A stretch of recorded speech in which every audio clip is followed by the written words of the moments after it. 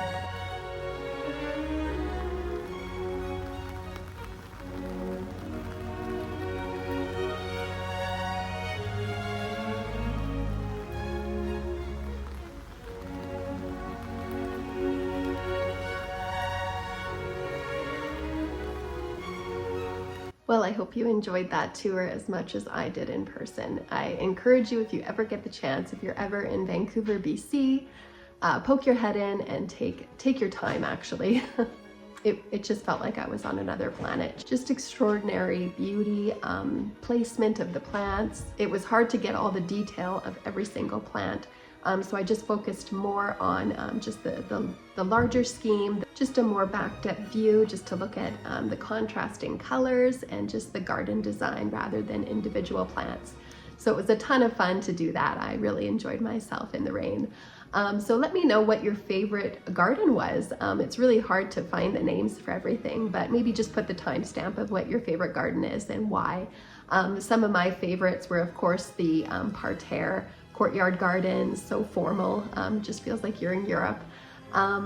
Also the black and gold garden, that was the one with a lot of like the burgundy and chartreuse or yellow colors in the landscape. That one was just, I think it was the contrast between those two colors and just the restraint of using other colors that was just phenomenal. And then of course that walkway with the allium lining both sides, that was just so beautiful. I definitely want to put more allium in my yard this fall for the coming spring. So those are just a few of my favorites, but a stunning garden for sure. So as promised, I've got my souvenirs. I picked up some seeds actually. These are collected from the volunteers and the proceeds go towards the garden. So it was just a win-win for me. From their garden, I get seeds from the Botanical Garden that I can have just a little piece, a souvenir in my own yard. Really excited about that. So here are some of the ones I bought. So the first one is Primula japonica and it's Miller's Crimson. The next one is Digitalis grandiflora. This wasn't blooming. This is foxglove.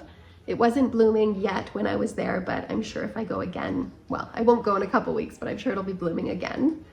That's the thing too, once you tour one of those places, if you go in a different season, you'll see so many different blooms and just a different type of garden. Eryngium planum. This is like a globe, spiky globe, very, very beautiful. Geranium macrophyzum. Beautiful, that's the perennial type.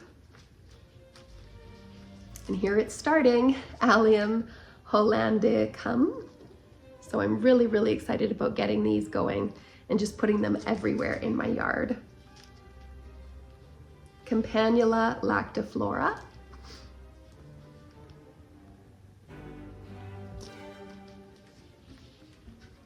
Campanula tachysamana.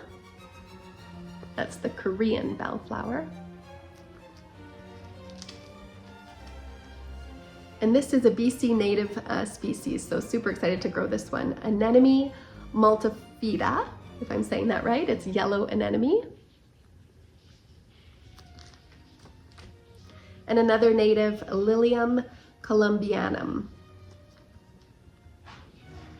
And that's the Columbia tiger lily.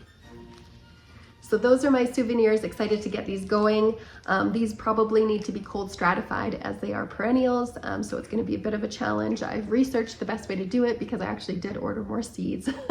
So I'm gonna have to do a big cold stratifying process with the freezer before these get into their pots. The last souvenir I got was a postcard. One of my favorite YouTubers asks for postcards around the world just to encourage other people to sort of, you know, look out for different gardens. So I picked up a postcard and I'll be sending this to her. Hopefully she can watch this video and enjoy the tour as much as I have. Anyway, thanks for joining me. Remember to put your favorite garden in the comments. It's so fun to see, you know, different preferences and what our tastes are like. I hope you enjoyed that tour and I'll see you next time. Bye.